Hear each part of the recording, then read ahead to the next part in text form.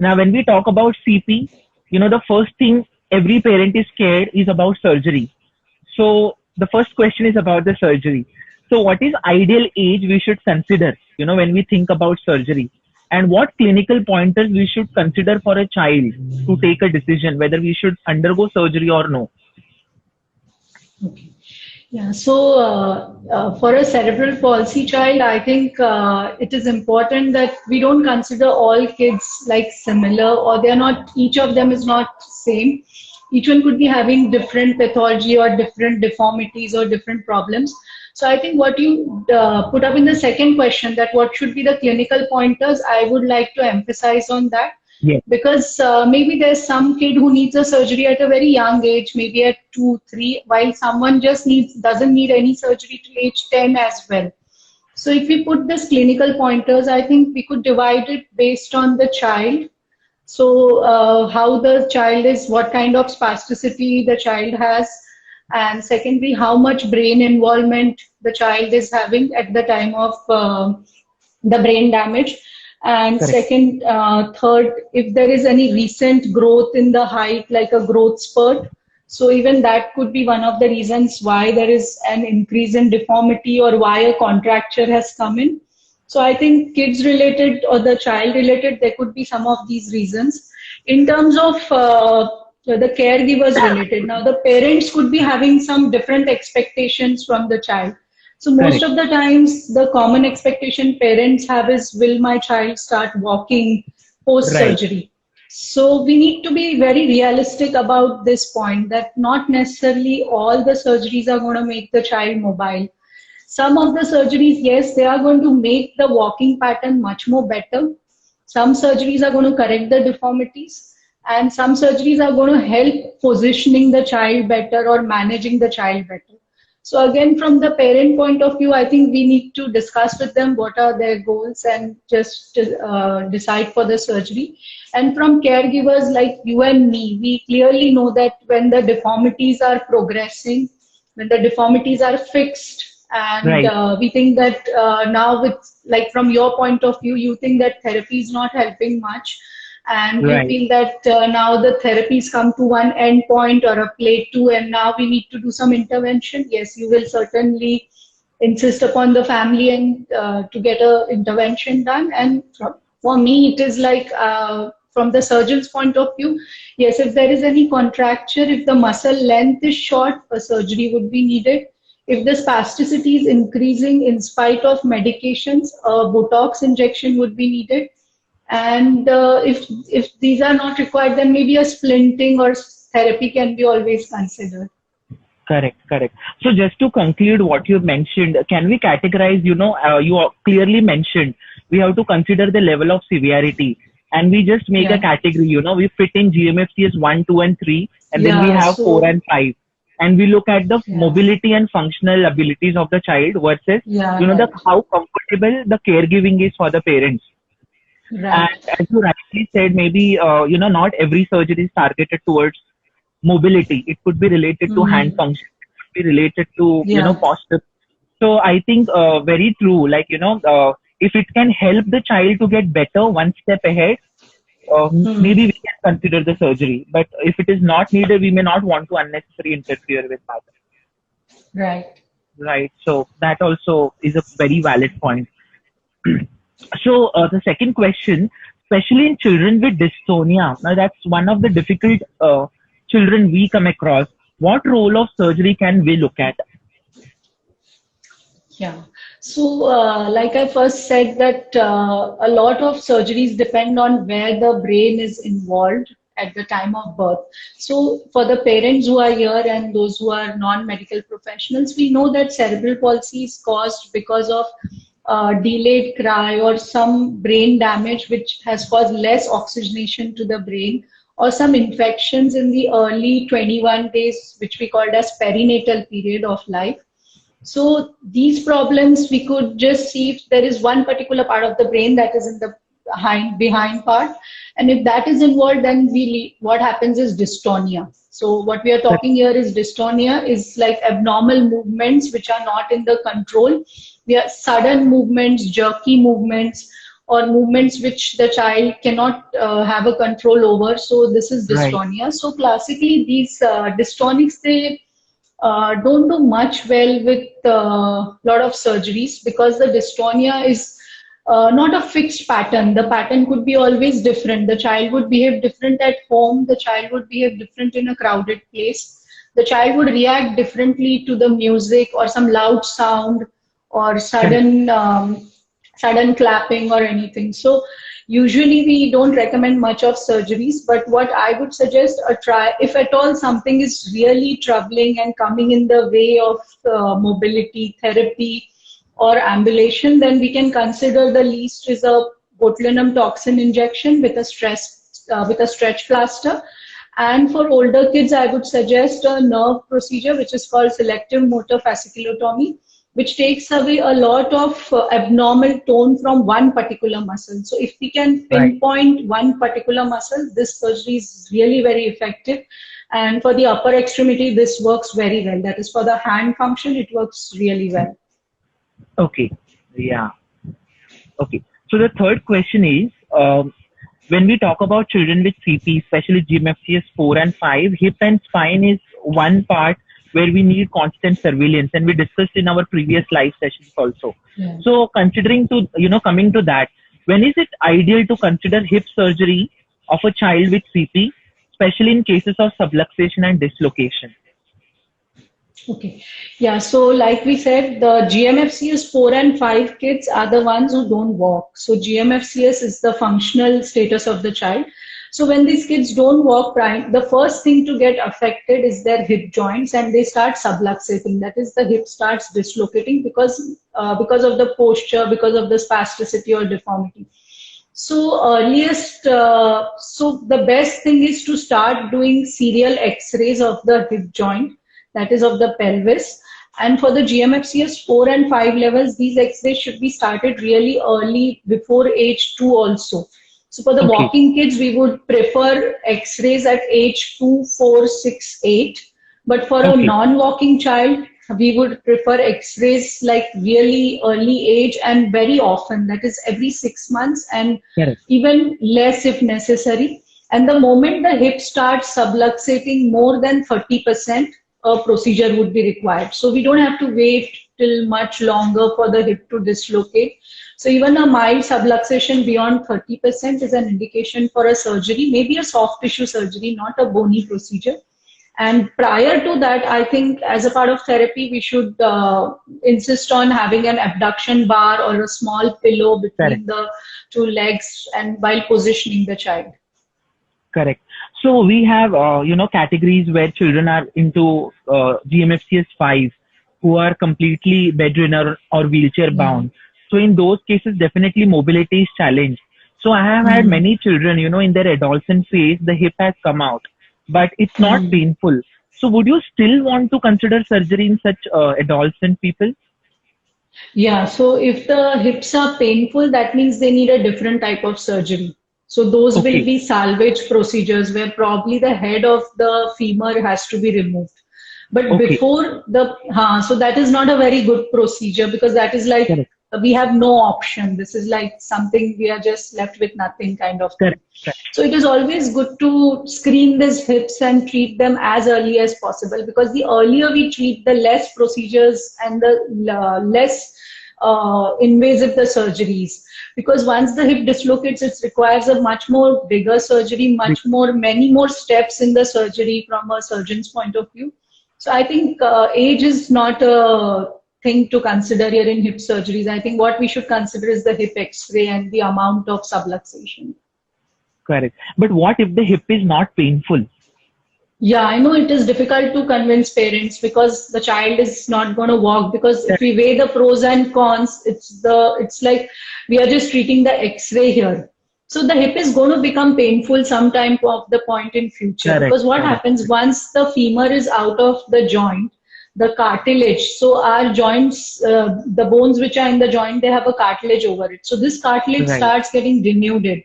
I mean, I have seen hip joints in surgeries when we remove the femoral head, we see that there is so much of cartilage which is damaged and there is a bone which is bare. So once this cartilage is damaged, there are nerve endings which get exposed. And these nerve endings, when exposed, they cause pain. So now we are waiting that the hip is subluxated and we are waiting for the cartilage to get damaged. So I think we can certainly avoid that. Right. No, that is very true, because that is the biggest confusion. Even we, as a therapist, to talk to parents. And I think what you mentioned is very true. We only think of the present. We don't think of the future. If you leave and just consider mobility as a part, that can actually continue to damage your inner structures. So actually should help in clarification. So So the next question is, what is the prognosis in multi-level single-stage surgery, and when is it ideally recommended for children with CP?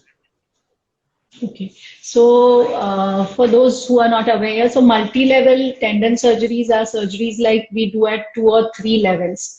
So when the child is walking on toes, or when the child is walking with knees bent or hips flexed, so at that time we would want to lengthen some musculotendinous junctions at around more than 1 level. So classically, these surgeries are needed in older kids like 5, 6 years old, when they have got their second growth spurt. So suddenly the child has grown in height, the bone has grown, but this spastic muscle failed to catch up with this bone. And hence, this is the time when the surgery is needed. The prognosis is really good, because if we correct, so this is like a secondary problem. If we correct these deformities at this level, we avoid problems setting in at the bone or the joint level, which would otherwise need a bony surgery later. So I think by doing this at an early age, we enhance the mobility, we aid in doing the therapy much more better, and probably there are much higher chances of avoiding a bony surgery later in future. Yeah, that's very true. Very true. Okay. All right. So you mentioned in your first question, we may want to consider the role of orthosis also, if it can help. So when is the role of orthosis recommended? So when so there could be different orthoses, like we all know that the commonest one we use as an AFO for the feet. Then there are, so I think the AFO we can always use till the child has a flexible ankle and there is no fixed toe walking, or there is no fixed contracture at the ankle level where the heel is going up, for the parents' information. So till that time it is really good. For the early age group, when the child just starts walking, a hinged AFO is a really good and recommended orthosis. For the knees, yes, we would need a pedirapp or a push knee splint depending on the amount of hamstring involvement and the knee flexion contractures. And I would recommend the knee splint should be worn only probably at night time and during 1 hour during therapy time, particularly for some strengthening exercises or some functional exercises. And upper extremity also, again, I think they all should be considered after age 6 or 7, because the natural history of hand development takes place till age 5, 6. So I prefer to leave the hand like splint free till that time, because till that time the child keeps on growing, and any movements or triggering the child to get like being in a static splint is not going to be much helpful. Correct. So what about spine, when you talk about spinal orthosis? Okay, so like the GMFCS 4 and 5, they would probably need spinal orthosis. So if suppose there is an asymmetric involvement and one side of the muscles of the back are spastic, that is hypertonic, and other side of the muscles are weaker. So that's when the spine starts curving. And if this curve is again not a fixed curve, and if the hip joint is in place, a spinal orthosis can really help maintain the position and prevent further progression of the spine curve. So that would be a really good time to wear a spinal brace. And again, that has to be worn only during daytime and sitting, not while sleeping or not while all the time. So I think the spinal orthosis helps in maintaining an upright posture while sitting and prevents further progression of the spinal deformity. And there is a hinging of the ribs to the pelvis. So more the Correct. curve goes. So that has to be avoided, because once that the rib cage starts touching the pelvis, then we have a lot of pressure in the intra-abdominal region, so which Yes. can be bad in terms of digestion, breathing. So, and it can lead to pneumonia or constantly vomiting, regurgitation. So again, those are some points which we should consider while advising a spinal brace. A floppy child, a hypotonic child, again would need a spinal brace. Right, right. Very true. So, okay. So, yes, today's topic is about holistic approach. Now, as an orthopedician, how do you define holistic approach when we talk about management of CP? Okay, so for me, like holistic approaches, I would actually consider more of the so it's like being with the child since they first see us till they are growing and they are like independent and doing some things on their own. So for me, it would include like right from beginning, asking them to start with a basic NDT or therapy, and then give them some surgical advice, help them with getting to a special school is also what I try and do with all the kids. So it's not just mainly focused on medical management. You must be also Right. aware that I have my own NGO along with one of a young person with cerebral palsy. And Correct. we create a lot of awareness about cerebral palsy, and we help people get job placements, and we want people to have a good career, be independent, be confident. So I think not just medically treating cerebral palsy, but also treating the overall. It's like we should approach towards their lifestyle and life rather than focusing on the deformities and the spasticity. Yeah, Right. and there could be like when we talk of holistic, I mean there could be other modalities of treatment. Like some parents, they often ask, can we go for Ayurveda, homeopathy, or acupuncture?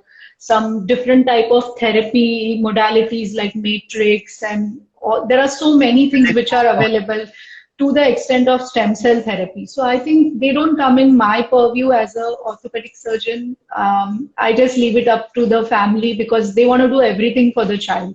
For a family, a holistic approach could be totally different. For you and me, it could mean to like Correct. help the child in all the best way possible. So anything Right. else you would like to add to this? Because I think this is a very big Yeah, this is term, and a broad term. yeah, I agree. But yeah, we can have, so I would call it a support system. A support yeah, system which exactly. takes care of your medical part, which supports you Hmm. for your educational, and eventually a support system, as you rightly said, who can help you to get into society, who can help you with your vocation and independency. So if we Hmm. categorize this, and if we can subdivide the professionals, for the medical we would have, a pediatrician who is a mandatory person, a Yeah, neuro, and so these three yeah. will, coordinate with the rehab professionals and Hmm. occupational therapist, speech therapist, and a physio, as and Yeah, when the child needs. And we shouldn't forget the importance of parent training in all this.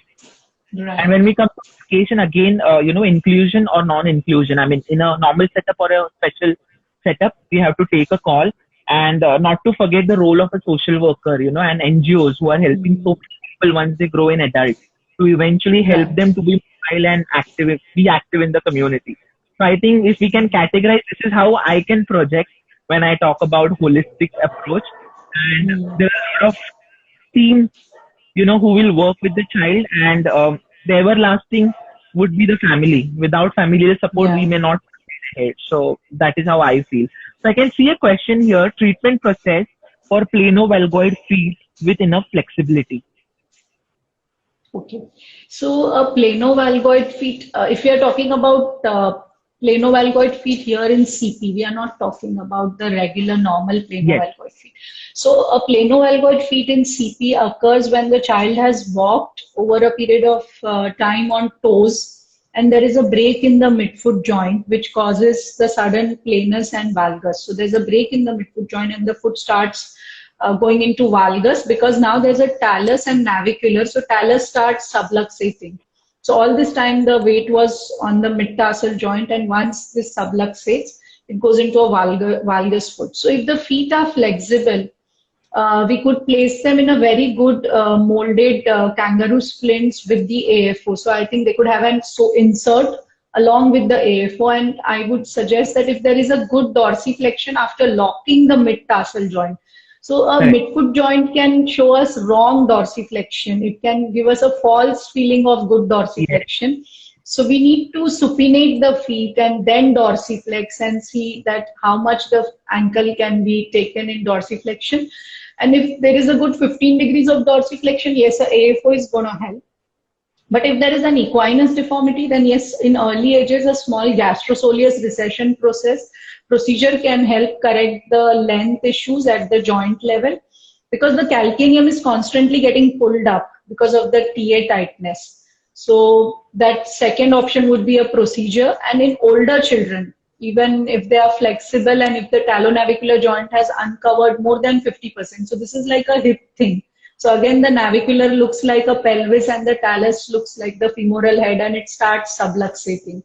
So Correct. when there is a more subluxation, that would need a bony procedure again. So otherwise the feet are going to go outside. It is, and feet is very important for walking. If we don't have Balance. a Yeah. good, Correct. like a good heel strike or a good flat foot strike, or a good straight foot progression angle, we could have total instability at our first initial contact. We could have problems with balancing. We could have problems with even push off. So planovalgoid feet, when the feet is turned outside, when you want to lift the leg and go ahead, the push off gets affected. So a planovalgoid feet affects all the events in a gait cycle again. So I think depending on the age, any of these three procedures can be offered. Okay. So the next question I can see here is, what is the recommendation in terms of orthosis after triple arthrodesis for GMFCS 4 child? Okay. Yeah, so if so initially just orthosis can be worn after triple arthrodesis only for a couple of few months. So after doing the triple arthrodesis, the child would remain in plaster for around 1.5 to 2 months. Then the wires come out, and then there's a last plaster which can be, if it's a GMFCS 4-5, the child won't be walking, but yeah, we can take him on a standing board, get him on an upright position. And AFO can be worn for 3 to 4 months. That's it. After that, we can discontinue, because already the joints are in a fused position. And I don't think the AFO plays any role after that. Right, right. Very true. My next question was also about midfoot break. So you have already covered that, so we can skip that. Yeah, right. So my next question is, there is always a debate between whether we should go for PMFR or we should control with orthosis and rehabilitation. You know, when we talk about milder cases to moderate cases. So what is your take on that? Yeah, so now a PMFR is a percutaneous myofascial release procedure. It is similar to the single event multi-level surgery, which I spoke about before. So if the contractures are not if we don't see that the particular joints are fixed in an angle, that means they have not progressed to a contracture, they can always be kept in a orthosis. But if there is a contracture, then it's important to go for a lengthening procedure. Only advantage of doing a PMFR is it's a percutaneous procedure. It needs to be done with a very expert person who's good at doing this procedure, preferably ultrasound guided. So it would give really good results. And if the contractures can be corrected, then there is no problem. I mean, we can always correct the contractures and wear an orthosis. Right, right. So there is one question which has popped up here. Dystonia, a dyskinetic child, 14 years of age, having epilepsy with eye movement. Should he go for surgery of contracture release? Okay, so it depends on what contractures they're talking about. So usually the dyskinetic muscle surgeries don't really work well.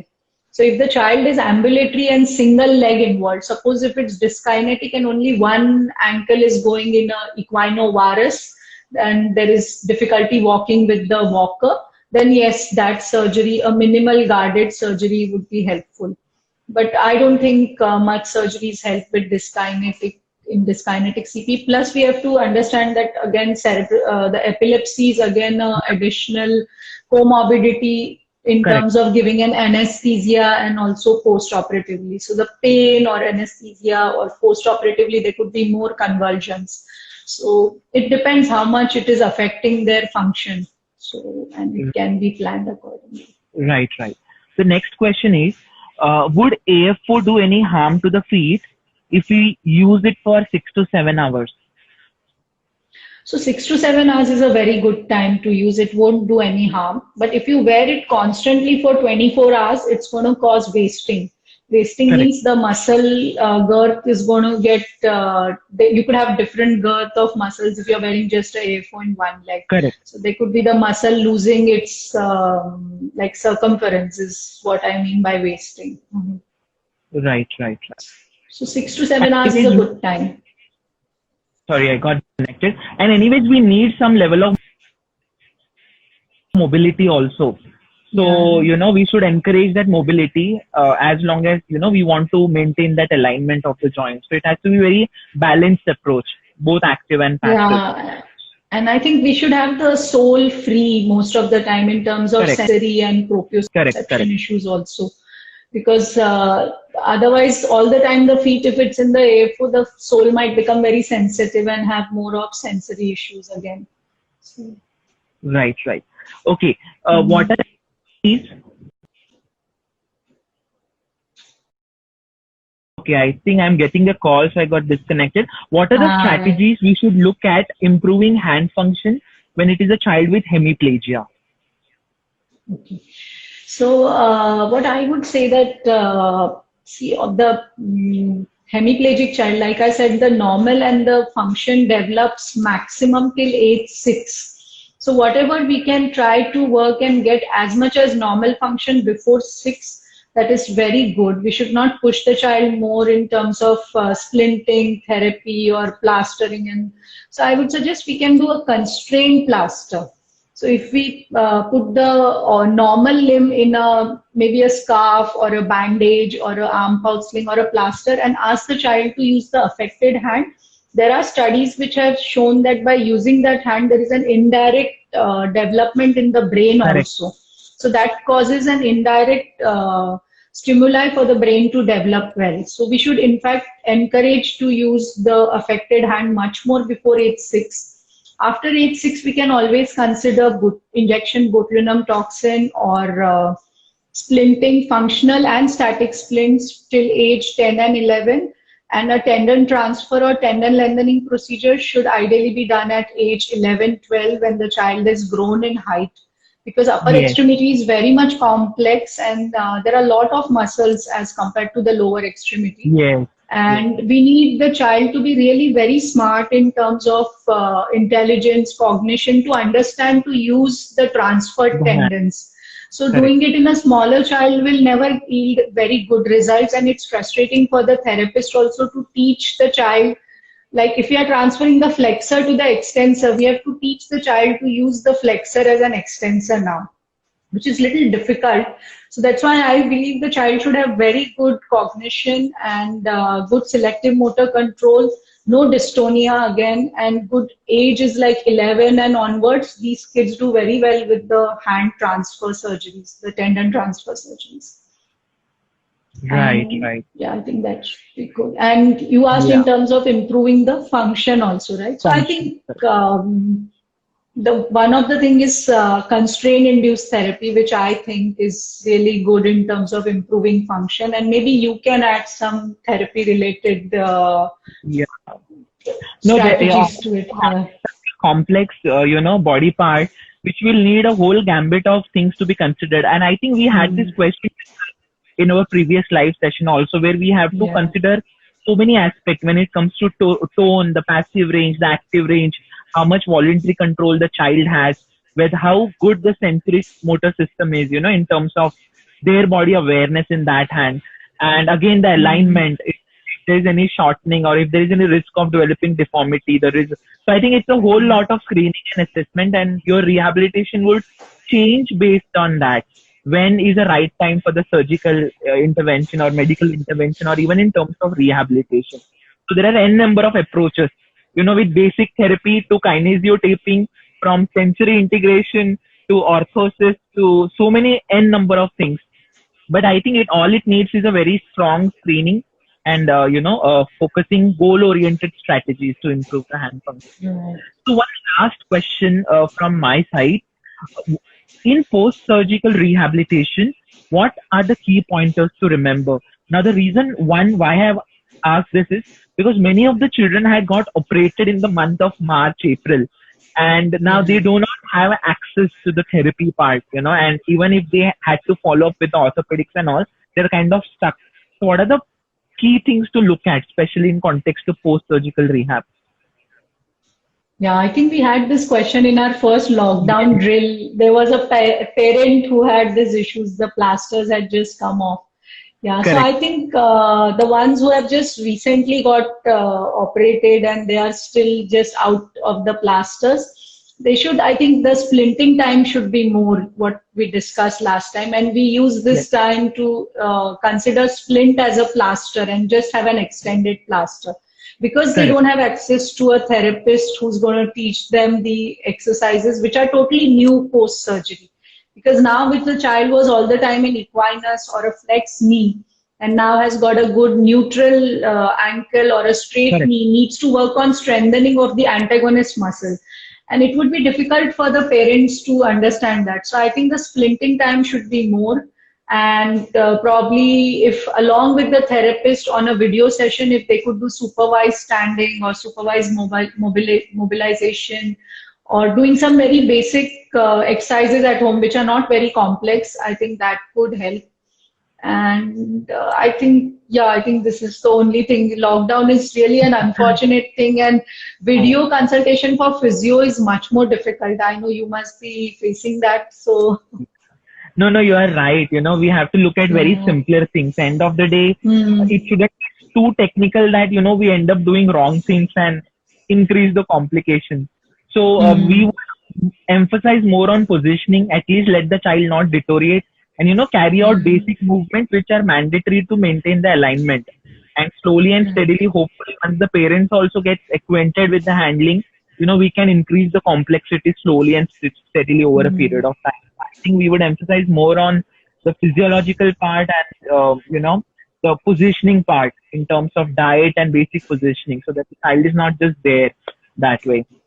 So I have covered my 10 set of questions and we had a couple of questions online as well.